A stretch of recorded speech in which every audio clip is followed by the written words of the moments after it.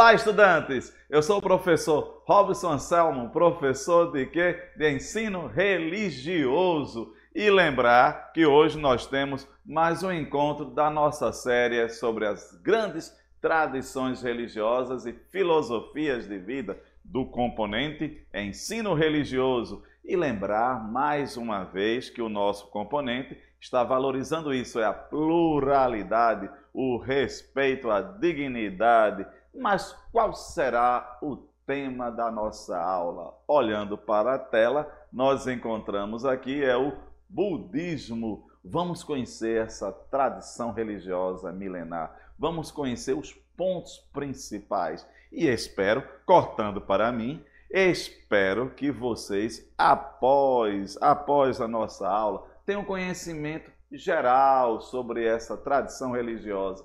Lembrar mais uma vez que o nosso componente está trabalhando justamente essas grandes tradições religiosas, filosofias de vida. Nós estamos utilizando como base o quê? O estudo, as pesquisas do Censo Brasileiro IBGE de 2010. Mas para abrilhantar a nossa aula, o nosso encontro, trago para vocês um pensamento. Olhando para a tela, nós temos aqui: só existem 2 dias no ano em que nada pode ser feito. Um se chama ontem e o outro se chama amanhã. Portanto, hoje é o dia certo para amar, acreditar, fazer e principalmente viver. Dalai Lama. Cortando para mim, é importante salientar que esse pensamento é Dalai Lama. Vamos conhecer esse Dalai Lama, esse líder religioso. Então, prezados estudantes, é importante salientar mais uma vez que o nosso componente trabalha justamente essa questão das tradições religiosas, as filosofias de vida, com mais adeptos no Brasil. Estamos conhecendo nesse exercício de cidadania, de respeito, democracia, buscando sempre o quê? A coexistência pacífica entre as várias tradições. E isso começa comigo, começa com você, começa em casa, na escola, com seus amiguinhos, lembrando sempre o quê? Coexistência, respeito, democracia, dignidade humana. E mais ainda é importante o quê? O respeito àquele que pensa diferente de mim, que professa uma fé diferente de mim ou não professa fé. É importante isso, respeito, cidadania. Vamos em frente. Aqui eu trago o nosso objetivo geral. Qual é o objetivo geral, certo? Dessa série, do nosso componente? Olhando para a tela, nós temos o seguinte: reconhecer e valorizar a coexistência das diversas crenças religiosas e filosofias de vida como uma atitude ética de respeito à vida e à dignidade humana. Sempre gosto de destacar essa palavra, coexistência. Coexistir, conviver, certo? Com esta pluralidade, certo? Com as várias tradições, com as diversas pessoas. Lembrar sempre essa questão, coexistir, respeitar. Vamos adiante, vamos conhecer um pouco mais. Vamos lá. Olhem só, alguns dados trago para vocês. No Brasil, o budismo desembarca, certo, com os primeiros imigrantes japoneses que chegaram para trabalhar nas lavouras cafeeiras em 1908, ou seja, no começo do século XX. Somente na cidade de São Paulo existem cerca de 240 templos budistas. Já as escolas budistas no estado totalizam 103. Cortando para mim, é importante lembrar, vejam só, início do século XX, chegaram os japoneses, certo? Esses japoneses vieram para trabalhar nas lavouras cafeeiras e aqui ficaram. E é importante lembrar que São Paulo, certo, é o estado brasileiro com maior contingente de adeptos do budismo. Nós vimos que só nele nós temos 240 templos. Então é importante salientar. E também dedico a nossa aula de hoje, essa conversa, esse bate-papo sobre o budismo, certo? também a todos aqueles que professam essa fé, o budismo, e também, em especial, para aqueles que são descendentes de japoneses que moram em nosso país. Vamos ver aqui. Continuando, na tela nós temos a seguinte questão. Vamos ver? Aqui eu tenho: o budismo é uma religião baseada nos ensinamentos deixados pelo Buda Sakyamuni. A palavra Buda significa aquele que despertou do sono da ignorância, aquele que se iluminou, ou seja, o iluminado. E Sakyamuni significa o sábio do clã. Então, Buda vai ser o quê? O iluminado. Sakyamuni significa o sábio do clã. Então, vejam só, olha aí o conhecer a tradição religiosa do outro. Isso é importantíssimo. Se nós temos este exercício, certo, de democracia e de respeito, conhecer, e é isso que a nossa série pretende, lembrar essa questão, trazer a diversas, certo, tradições religiosas, filosofias de vida, filosofia de pensamento, certo? Aqui que estão no Brasil, para ensinar você, estudante, esse respeito. E hoje, olha aí, conhecemos um pouco sobre a questão do Buda, o iluminado. Vamos ver aqui. Olhem, na tela trago para vocês uma outra informação importantíssima. De acordo com os dados do IBGE, no Brasil existem 250 mil budistas. É importante lembrar aqui, olhando para mim, todos aqui, é importante lembrar, certo? Que a nossa série, como eu falei, essa série, eu estou baseado, certo? Nos dados específicos do IBGE, no censo de 2010. Olha aqui, no Brasil existem 250 mil budistas. Ou seja, repetindo de forma bem clara, no Brasil há 250 mil brasileiros que professam o budismo. Então é importante conhecer. Será que você, estudante, conhece algum? Então é importante. Como desafio, já antecipo o desafio da nossa aula, o nosso desafio de hoje, o exercício que trago para você, estudante, é em casa, na escola, com o seu professor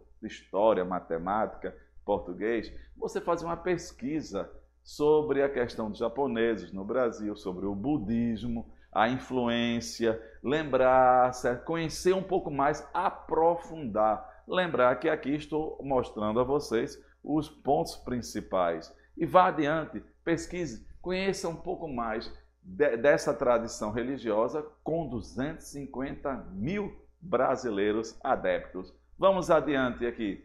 Na tela, trago esses dois conhecimentos.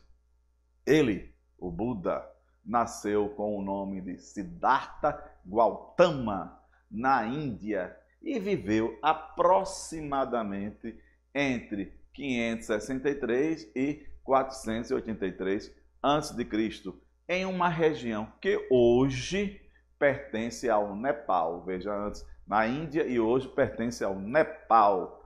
O pai do príncipe Siddhartha, Mayadev é o pai, o educou para ser um grande guerreiro, cercado de luxos e prazeres, certo? Até os 29 anos, Siddhartha viveu no palácio, isolado do mundo, sem conhecer a velhice, a fome, a doença, a miséria, nem a morte. Lembrando aqui, cortando para mim, é importante lembrar que, vejam só, o pai de Siddhartha, do príncipe Siddhartha, o educou trancado do mundo de uma forma metafórica, claro, sem que ele conhecesse a fome, a miséria, a morte, a doença. Então, ele terá esse contato. Vamos ver como foi?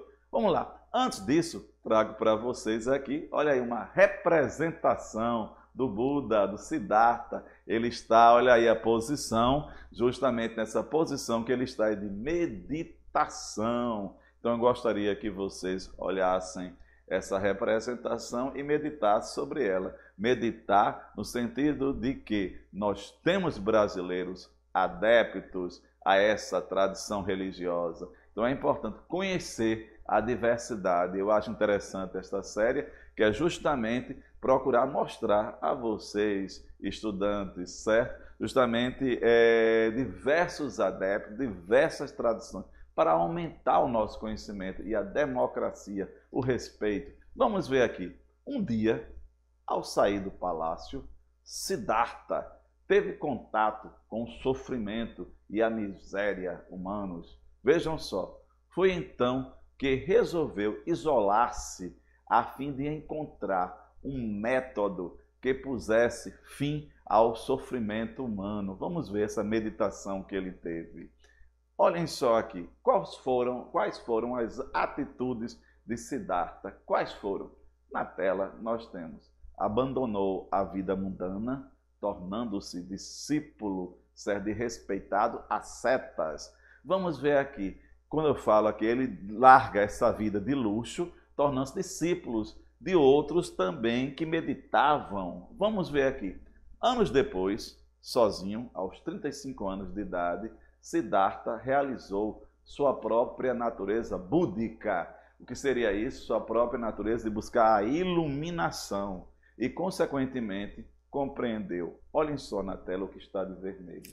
O sofrimento, sua causa, sua extinção e o meio para extingui-lo, certo? Vejam só aqui, ele compreendeu o sofrimento humano, não é isso? A causa desse sofrimento humano. Qual seria a extinção dele? O meio de extinguir, acabar com o sofrimento humano. Na tela nós temos o seguinte: iluminado, olha aí, coloquei em destaque em vermelho, iluminado, passou a ser conhecido como Buda Sakyamuni e proferiu ensinamentos até os 80 anos, quando morreu. Vejam só aqui, cortando aqui para mim, é importante que nós estamos conhecendo, vejam só, o Buda, o Siddhartha, o príncipe que foi criado, afastado, certo? Sofrimento humano, da miséria humana, da morte, dessa condição. Quando ele tem contato, ele começa o quê? A meditar sobre como colocar o fim a tudo isso. Então vejam só, até os 29 anos ele não conhecia, e aqui nós temos aqui, quando ele passa a essa meditação, a esse conhecimento, quando ele se torna o Buda, o iluminado, Siddhartha, Buda, essa relação. Vamos adiante aqui. Na tela nós temos a seguinte questão: a base de sua doutrina são as 4 nobres verdades e o nobre caminho de 8 passos, que nós vamos conhecer essa questão. Eu acho que até então vocês estão entendendo, né? Estão gostando nesse caminho, certo? E eu convido a vocês, eu gostaria de convidar vocês o seguinte: no EducaPE, dando uma pausa aqui, no EducaPE, vocês vão encontrar as outras aulas dessa série sobre as grandes tradições religiosas, para vocês conhecerem um pouco sobre cada um, mergulhar nesse conhecimento. Então vamos em frente aqui, vamos continuar com a nossa aula de hoje sobre o budismo. Olhem aqui, vejam só, na tela nós temos: o objetivo principal é escapar do sofrimento, cuja constatação é apontada na primeira nobre verdade. Na quarta, o Buda afirma que há um caminho para a superação do sofrimento, que é explicado no nobre caminho, certo? Número 8, octúplo. Eu gostaria que vocês observassem o seguinte: que tal você, estudante, pesquisar um pouco sobre esses caminhos, sobre esses passos? Lembrar que a nossa série aqui, ela pretende em cada aula deixar você, estudante, certo, com interesse, com a vontade, instigar a pesquisa. Já imaginou chegar à sua escola, certo, com o professor e pensar: professor, vamos aprofundar mais um pouco sobre o conhecimento do budismo, sobre determinada tradição religiosa? É importante. E no caso de hoje, conhecer esses passos, esses caminhos do budismo, o centro dessa tradição milenar. Vamos lá. Lembrar mais uma vez que ela surge o quê? Na Índia, não é isso? Vamos ver aqui. Os ensinamentos básicos são: evitar as ações não virtuosas, fazer o bem e dominar a própria mente. Vamos repetir esses 3 pontos. Evitar as ações não virtuosas, aquilo que não é virtuoso, aquilo que não faz bem ao ser humano, fazer o bem a todos e dominar a própria mente. São 3 pontos básicos do budismo. Vamos adiante. Na tela nós temos esses pontos aqui. O budismo saiu da Índia e expandiu-se para toda a Ásia. Veja que mais uma vez que ele chega ao Brasil pelo quê? Pelos imigrantes o quê? Japoneses. Nós já vimos isso. Segundo ponto, sua capacidade de adaptação às culturas locais facilitou o estabelecimento da religião na China e no Japão e em todos os países em que chegou. No século VI, foi a vez do Tibete conhecer a doutrina do Buda. Lá floresceu de modo singular. Então aqui nós temos esses pontos. Mais uma vez, onde surge? Na Índia. Preste bem atenção, da Índia passa para outros países. Lembra, China, Japão, chega ao Brasil através dos japoneses. E lembrar que também chega ao Tibete. E lembrar que é uma religião, como falou, uma tradição religiosa que tem aqui sua capacidade de adaptação às culturas locais. Vamos adiante aqui. Na tela nós temos ainda, no século XIX, o budismo foi apresentado aos intelectuais europeus. Chega aos europeus. Mas foi no século XX, com a invasão da China ao Tibete, que a consequente diáspora, ou seja, saída de grandes mestres, que o budismo tibetano se espalhou pelo mundo ocidental. Então veja só, no século XX, há esse boom, né? Esse crescimento, essa expansão, como poderia dizer, do budismo, esse conhecimento. Então vamos ver aqui, prezado estudante, esse conhecimento, largar o mal, fazer o bem, afastar-se dos maus pensamentos, das más atitudes. É importante. Vamos ver aqui. Na tela trago para vocês o seguinte ponto. Você sabia? Hoje o budismo conta com cerca de 376 milhões de seguidores em todo o mundo. 98% dos budistas estão no continente asiático, mas o número de ocidentais convertidos tem crescido substancialmente. Cortando para mim, é importante lembrar o que nós acabamos de ver. Viram um contingente? Viu que é o crescimento da Ásia, certo? Viu também justamente esse crescimento também na Europa e em outros países, como também o que é uma tradição religiosa que tem um grande poder de se adaptar às culturas locais. Então são curiosidades, são pontos importantes. Na tela eu trago para vocês outras informações. Os budistas não adoram um deus ou deuses, nem possuem uma rígida hierarquia religiosa. Então vejam só, sendo muito mais uma busca individual quando comparada a outras religiões. Cortando para mim aqui, certo? É importante sempre salientar essa questão que nossa série está buscando, que é justamente tentar mostrar a vocês, estudantes, as especificidades de cada tradição religiosa. Então vejam só, quando eu digo assim, sendo muito mais uma busca individual quando comparada a outras religiões, outras tradições, outras filosofias de vida. Isso aqui é um traço peculiar do budismo. Vamos ver aqui. Na tela nós temos, o budismo se caracteriza por uma série de ensinamentos que guiam o ser humano a desapegar de todos os defeitos próprios da humanidade. Quais são?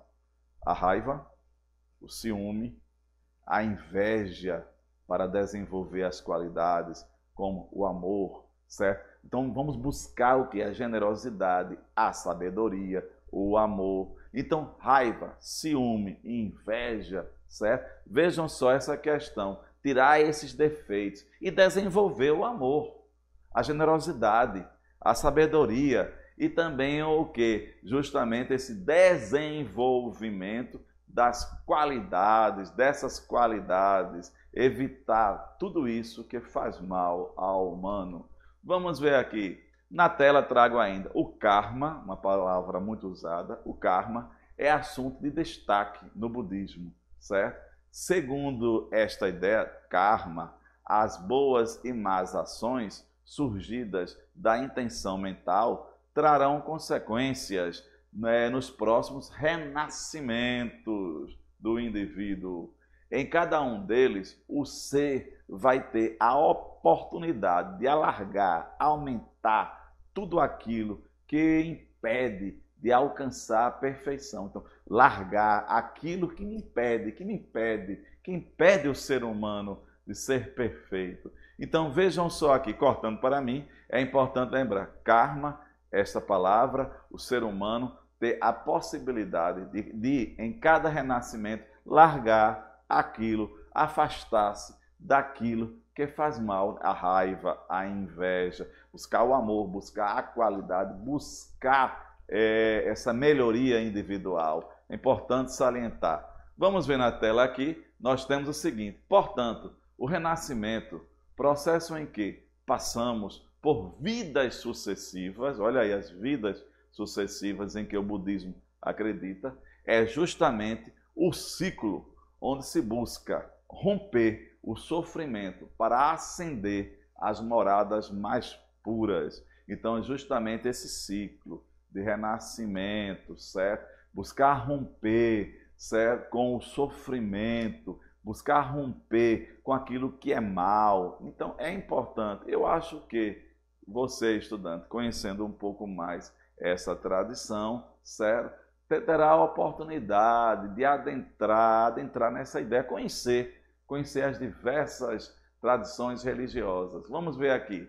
O budismo nasce quando Siddhartha Gautama decide compartilhar com outras pessoas seu caminho para alcançar o fim do sofrimento. Vejam só, nesse ponto, como é que ele nasce? Como nasce o budismo? Justamente quando o príncipe Siddhartha, não é isso? Mais tarde, o Buda, quando ele se torna o iluminado, quando ele decide compartilhar com as pessoas seu caminho para alcançar o fim do sofrimento humano, final do sofrimento humano. Vejam só aqui, na tela, trago esse pensamento. Além disso, resumiu o seu pensamento na regra de ouro. Gente, olha aí a regra de ouro. Tudo o que somos é resultado do que pensamos. Noutras palavras, tudo o que somos é resultado daquilo que pensamos. Buda, essa é a regra de ouro do budismo. Vamos ver aqui. Olha, trago para vocês o Dharma. É derivado da palavra que significa o que está estabelecido, a lei, o devir, o direito. Olha aí a roda aí, certo? A roda, a ideia cíclica. E aqui trago para vocês as 4 verdades. Quais são as 4 verdades? Primeiro, a vida é um sofrimento. Segundo, o sofrimento é fruto do desejo. E terceiro, ele acaba quando termina o desejo. Quarto, ele é alcançado quando se segue os ensinamentos do Buda, pelo Buda. Então, lembrar que é justamente essas verdades, elas têm como base o quê? Afastar-se do mal, certo? Tirar o que é ruim, tirar o sofrimento e buscar justamente o quê? O que é bom. Vejamos aqui algo importante. As escolas budistas são 4, as escolas budistas mais conhecidas. Primeiro, Nyingma. Segundo, Kagyu. Terceiro, Sakya. Quarto, Gelupa. Essas são as 4 escolas budistas mais conhecidas. Existem outras. E para finalizar, trago para vocês a foto da Dalai Lama, o líder, certo? Líder espiritual do Tibete, certo? Líder espiritual do budismo. E assim, caros estudantes, procurei mostrar a vocês um pouco mais sobre o budismo. Um forte abraço, um abraço para Ana Macário, um abraço para o nosso professor aqui, intérprete de Libras, Ari, muito obrigado. Um abraço a todos vocês, estudantes. Forte abraço, professor Robson Anselmo Tavares.